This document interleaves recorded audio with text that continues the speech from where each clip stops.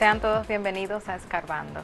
Justamente el pasado domingo 30 de julio la Marcha Verde se manifestó en el municipio de Los Alcarrizos dentro de su modalidad Barrio Verde, como se está haciendo ahora las actividades anticorrupción, y reclamaron una serie de reivindicaciones municipales.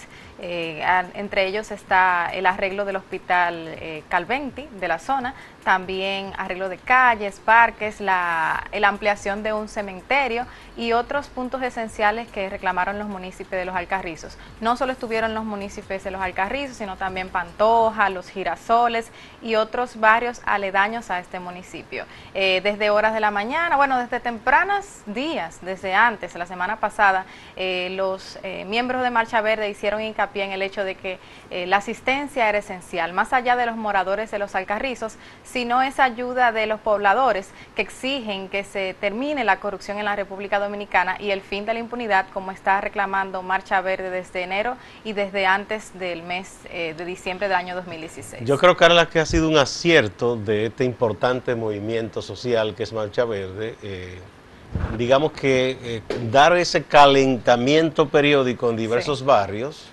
y conectar el reclamo nacional de cese de impunidad y fin de la corrupción y castigo hacia los corruptos, conectar esos reclamos con reclamos de interés local en diversos municipios y barrios. Los Alcarrizos es un municipio de la provincia de Santo Domingo. Así es, es uno de los asentamientos más antiguos de Gran Santo Domingo, aunque no lo parece, ¿no? Porque se ha quedado rezagado en el desarrollo.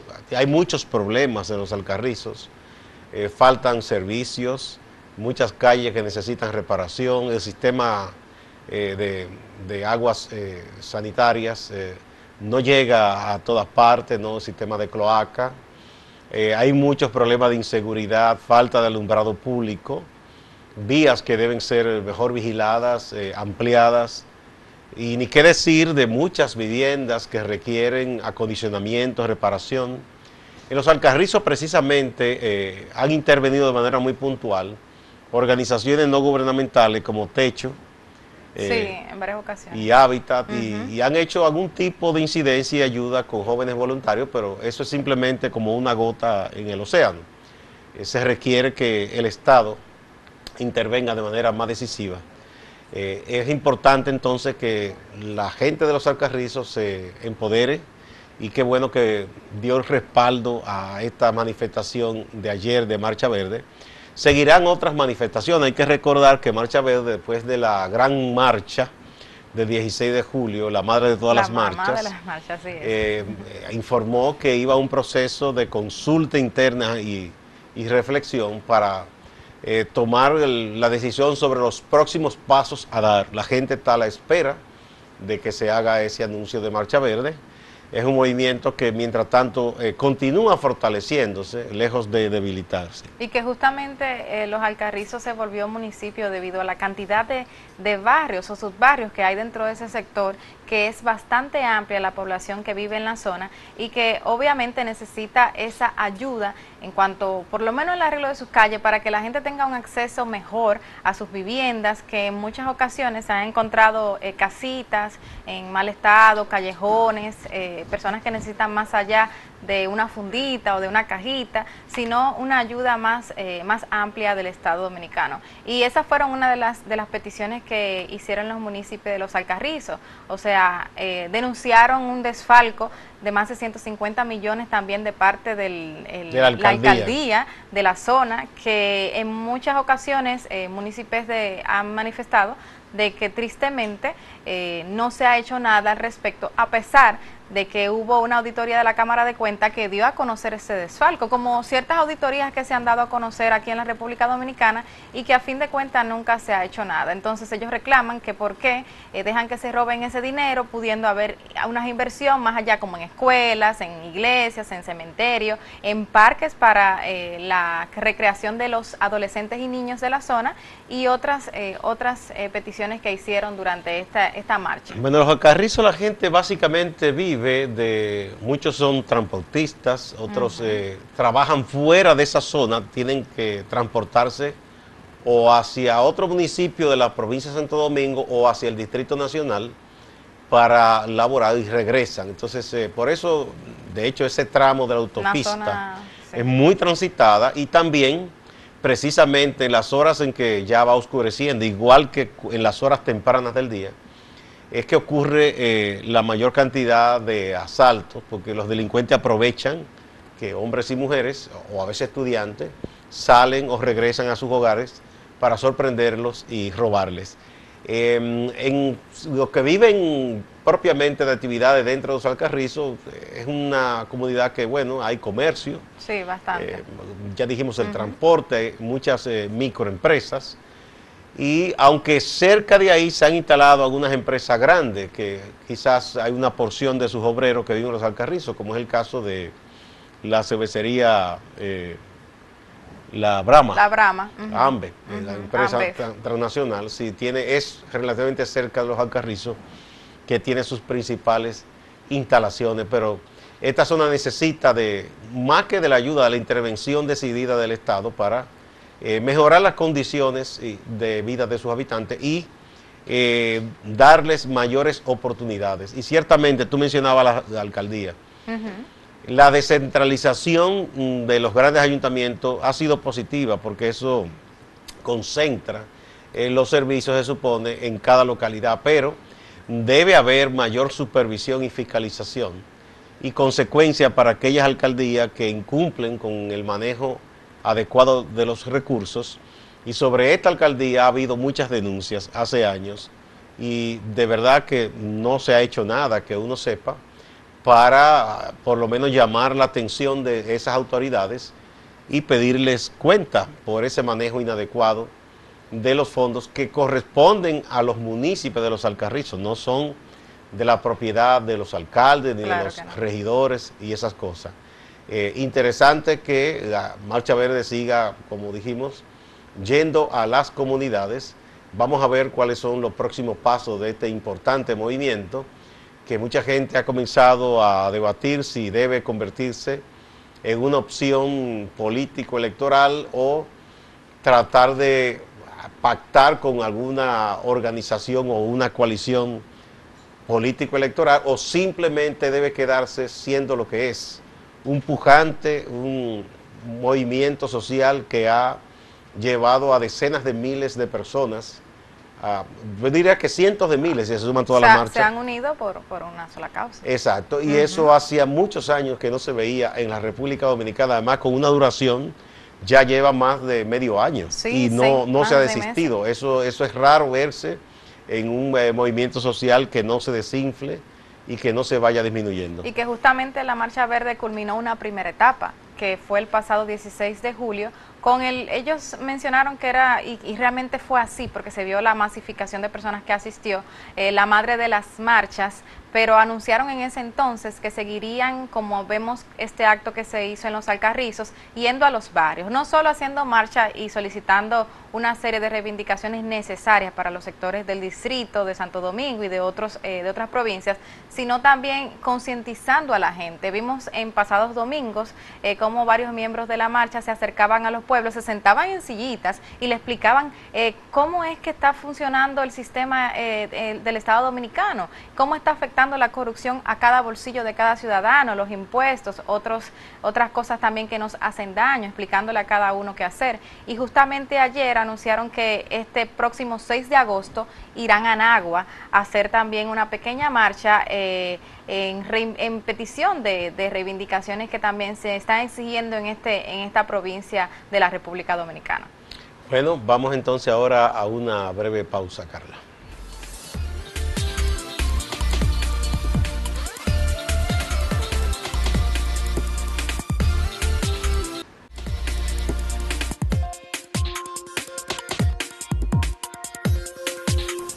Sin dudas que en el ámbito internacional, sobre todo en referente a nuestro continente, a las Américas, toda la atención estuvo puesta en el día de ayer y seguirá hoy sobre Venezuela, la República Bolivariana de Venezuela, que es como se llama ahora Venezuela, ¿no?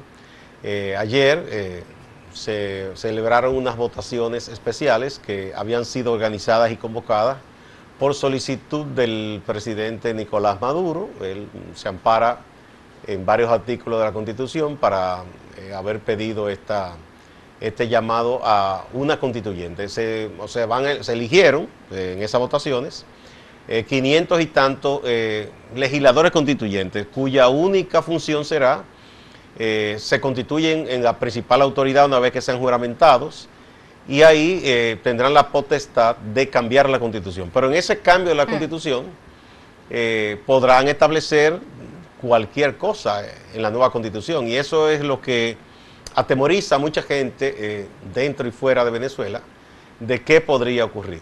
Sabemos que ese pueblo ha venido viviendo periodos de muchas tensiones, con protestas en la calle, van más de 100 muertos.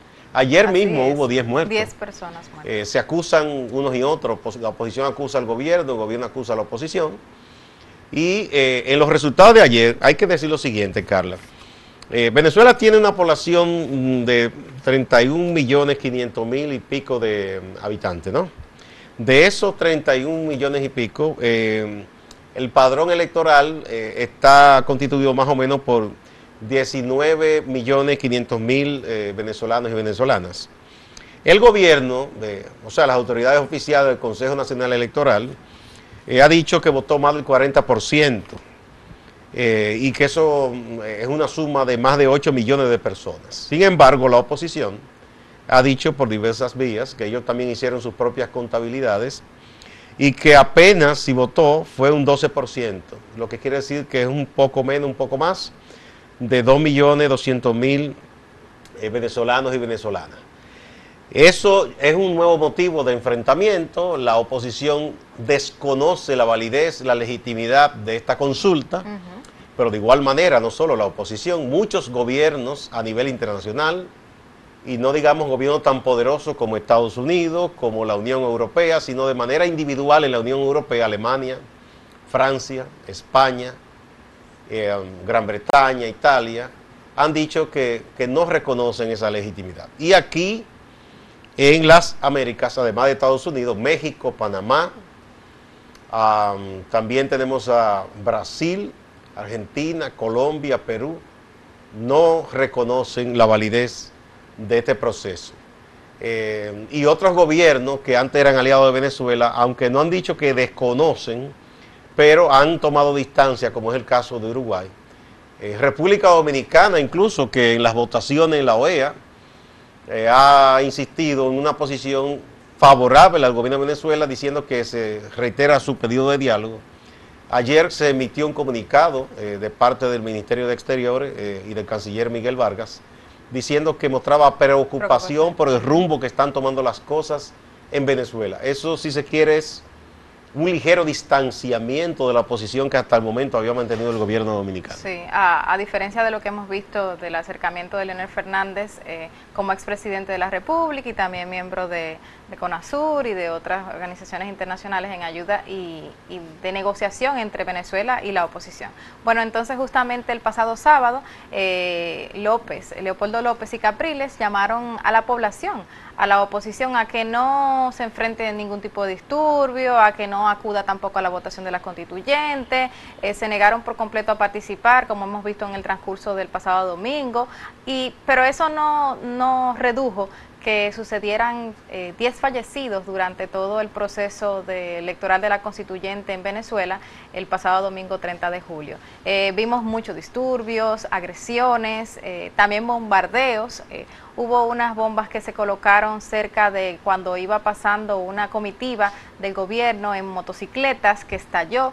El gobierno anunció que eso había sido la oposición que había colocado dichas bombas en la zona para hacer daño. Y también el gobierno se distanció de las muertes que sucedieron el pasado domingo, diciendo que ellos no tenían nada que ver, sino que es cosas que habían sucedido. Se están acusando más allá, ambos, la oposición entre acusa ellos. al gobierno y el gobierno Sí, acusa a la oposición. Entre ellos. Importante eso que tú señalas, que los líderes más visibles de la oposición, Enrique Capriles y Leopoldo López, llamaron a que la gente no se expusiera en movilizaciones callejeras. Sin embargo, al parecer, o está dividida la oposición, o hay un sector de la ciudadanía que ya Está cansado. No responde a ningún liderazgo y que por cuentas propias quiere expresar su disgusto con Nicolás Maduro y con la situación de Venezuela. Recordemos que en Venezuela ya hace meses, años, pero se ha agudizado la crisis en los últimos meses, en lo que va de año, por la escasez de alimentos básicos que come el venezolano. En Venezuela, igual que aquí, ellos le llaman la bandera también, el pabellón nacional le dicen, comen arroz. El arroz, habichuela y carne. Habichuelas negras, que ellos le dicen caraota, y algún tipo de carne y ensalada. Pues esa dieta básica del venezolano, igual que la harina de maíz para hacer las tortillas y la harina blanca para el pan, no aparece prácticamente, ni qué decir de la leche, el pollo y las medicinas. Hay una gran escasez, porque hay que reconocerle que el gobierno venezolano, a partir de Hugo Chávez, es verdad que ha construido muchos hospitales, pero usted no hace nada con un hospital si está vacío. Teniendo una infraestructura para nada. Está vacío, entonces, ¿verdad? Esos hospitales necesitan insumos, necesitan medicina. Los médicos se sienten impotentes porque ante un paciente, por ejemplo, con un dolor y usted no encuentre cómo calmar ese dolor porque no hay medicina, es muy duro. Entonces, ¿qué ha estado haciendo el venezolano? Bueno, una parte o ha migrado a Colombia o Colombia de manera altruista, humanitaria, le está permitiendo a los venezolanos que pasen los fines de semana, por ejemplo, a las ciudades fronterizas entre Venezuela y Colombia para que se suplan de alimentos. También recientemente el gobierno de Colombia anunció que iba a dar residencia permanente ya a más de 200.000 venezolanos que desean quedarse y que encontraron algún trabajo en Colombia. Pero igual, aquí vemos muchos venezolanos y venezolanas ya en las calles, ganándose la vida en cualquier cosa, muchos muchachos y muchachas en bares, en otro trabajo, en salones de belleza, muchos taxiando también, y algunos, uno habla con ellos y son personas universitarias, profesionales, que están aquí desesperados. Entonces, son de las cosas que deben ver aquellos que todavía mantienen el apoyo, y yo digo incondicional a veces, a ese gobierno, porque dicen que sí, que es un proceso revolucionario. Llámese como se llame, pero los gobiernos están llamados, sobre todo si usted dice que es un gobierno socialista, revolucionario, a suplir las necesidades de la población, no a ponerlo a sufrir. Entonces, no importa que haya un cambio constitucional, no importa que se concentre más poder en el presidente Maduro, si los venezolanos no logran tener acceso a medicamentos, a alimentos, tener trabajo y que la inflación no se trague sus salarios, como ha estado ocurriendo, no van a estar contentos, no valdrá constitución. La gente seguirá protestando. Y que justamente hablando de Colombia, qué bueno que resaltaste ese punto, también en Colombia se realizaron una serie de manifestaciones en contra de la constituyente, de las elecciones constituyentes. Vimos muchas imágenes, muchas fotografías donde hacían actividades simbólicas que rechazaban completamente estas elecciones en Venezuela, los venezolanos residentes allá. Y otra cosa aparte de en otros países también, en Perú, en México, en España se negaron a realizar las elecciones constituyentes por el hecho de que no era reconocida por la oposición. Justamente también hablando del tema del carné de la patria, como se denomina la identificación que hicieron, que hizo el gobierno para estas personas que sí pertenecen y que siguen a Maduro, es un carné. No, pero ese es obligatorio, es una especie de registro electoral, sí, todo el mundo tiene que tenerlo. Y que pueden, quien no lo tenga o quien no vaya a comprar comida con ella, no puede acceder a las cajas, no puede acceder a los productos básicos que son tan importantes, ni de manera rápida tampoco, o sea, tienen que hacer mucho más fila, tienen que pasar mucho más trabajo, si no dicen que son del gobierno. O sea, hay una serie de dictadura, una especie de dictadura no reconocida, una población que vive sumergida bajo un gobierno que hace lo que quiere y que vemos que Maduro aparece hasta en los medios de comunicación bailando, cantando, usando la canción de Despacito, que también... bueno, que baile y rumbe todo lo que él quiera, pero que le resuelva el problema a la población. Pero no lo hace, tristemente. Ojalá que fuera así, que la gente estuviera tan feliz como está él, bailando salsa y todo. Yo creo que el único que está feliz es él. Vamos a una pausa. Vamos.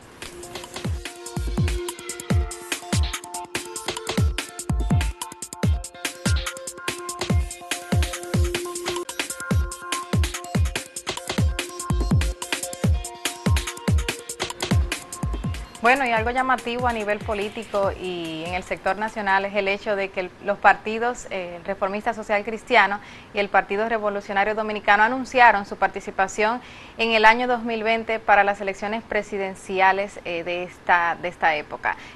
cosa extraña, el Partido Reformista Social Cristiano hablando de reunificación de los reformistas, de participación en actividades que darán inicio a ciertas campañas electorales y de otras cosas que se van a realizar durante estos 2 años que todavía previenen a las elecciones del año 2020. Y también una actividad en que participó el presidente del Partido Revolucionario Dominicano, Miguel Vargas Maldonado, que calificó de el inicio de toda una estrategia política para que el PRD vaya preparado para el 2020 a las elecciones de ese año. No entiendo qué está pasando, qué pasó, cómo se activaron las iniciativas políticas del PRD, salir del PLD, de buscar una posición pero solo. él no ha dicho que va a salir. No se sabe.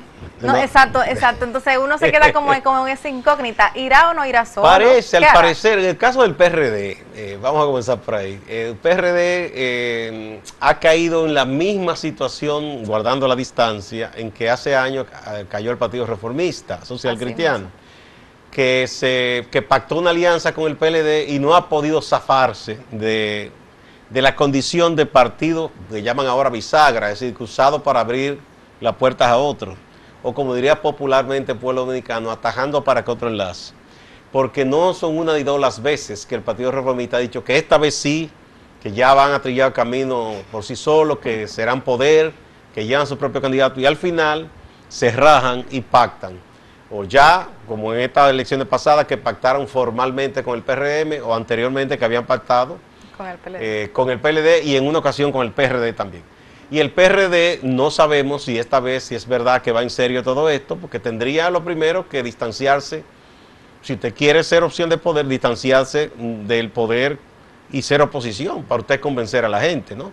Porque yo no creo que el PLD simplemente va a ceder la candidatura a un aliado, no. Eso aquí usted no lo verá nunca. Entonces, por otro lado también en el PRD hay una situación, hay un grupo de dirigentes que están siguiendo el camino de contactar a las bases por todo el país. Ese es un movimiento que está siendo liderado básicamente por Guido Gómez Mazara, a quien formalmente el PRD dijo que expulsó, pero él impugnó esa decisión y ese caso está en los tribunales todavía. Y al parecer Guido está ganando mucho apoyo de dirigentes importantes como Andrés Enrique, como Aníbal Duvergé, entre otros, y han estado recorriendo el país. Y al parecer, el ingeniero Vargas, que no quiere dormirse en sus laureles, ha dicho, no, espérate, vamos a reactivar el partido, vamos nosotros a tener nuestra propia candidatura, vamos a ver quién será el candidato, ¿será el propio Miguel Vargas? ¿O él hará una convención abierta? ¿O qué va a pasar? Porque dicen también que hay conversaciones para la reunificación, que incluso él estaría dispuesto a entenderse con Guido Gómez Mazara y con gente de la que está en el PRM hoy que provino del PRD.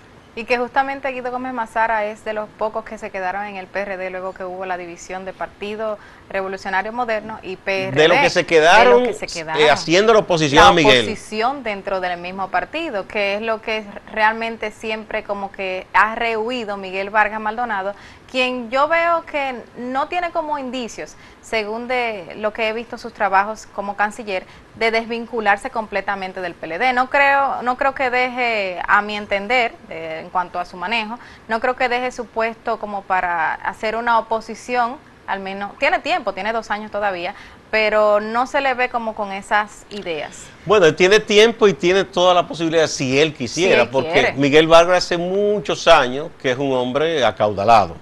Independientemente de que dice que en la política él ha hecho buenos negocios, pero independientemente de eso, antes de eso, con su ejercicio privado de negocio, es un hombre ya acaudalado, o sea que él no necesita ese trabajo para comer, vamos a decir, ni él y su familia.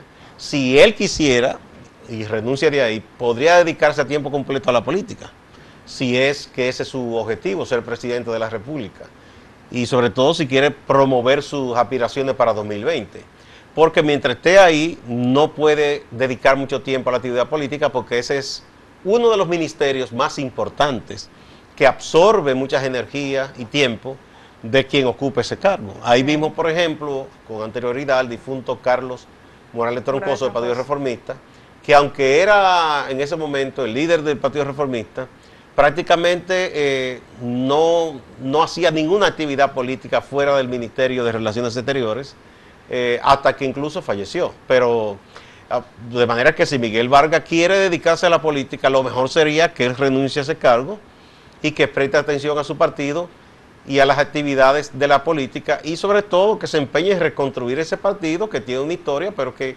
ha quedado disminuido como un partido pequeño más. Y que justamente ese es un buen ejemplo de lo que tú dijiste ahorita también, del hecho de que el PRCC en muchas ocasiones, ahora el PRD, había dicho que se iba a reunificar, que iba a participar solo en las elecciones, cada año como que era algo diferente, pero hemos visto que Carlos Morales Troncoso duró muchísimos años en la Cancillería durante los gobiernos del PLD y otros miembros del PRCC también, que nunca se separaron y nunca hicieron esa oposición, que ni hubo una reunificación real para salir de lo que es en ese momento, y siempre ha sido el PRCC de un partido bisagra al PLD u otros partidos políticos que han estado en la palestra. Y así hay muchísimos partidos nuestros que se han pasado la vida en eso, enquistados al lado de otros para ver qué cuota de poder les toca. Ahí tenemos al PQD, por ejemplo. Y del Partido Reformista surgieron muchísimos pequeños partidos que andan por ahí. Cada quien tiene una porción de ese pastel. Y ahora los reformistas dicen también que están por reunificarse. He visto el llamado del ingeniero Guillermo Carán, que es una de las voces más prudentes de dentro de ese partido, y que dice que ha estado tratando de mediar para que se entiendan los que están en el llamado, hay una especie de comisión que dicen ellos de altos dirigentes que pactaron con el PLD y están en el gobierno, y otros que se fueron con el PRM, y muchos de ellos están en el Congreso, están en la alcaldía. Vamos a ver qué será de estos dos viejos partidos dominicanos que durante muchos años fueron los que dominaron la competencia electoral y luego fueron desplazados por el PLD. Ha quedado así. Bueno. Será hasta mañana, Carla. Bye.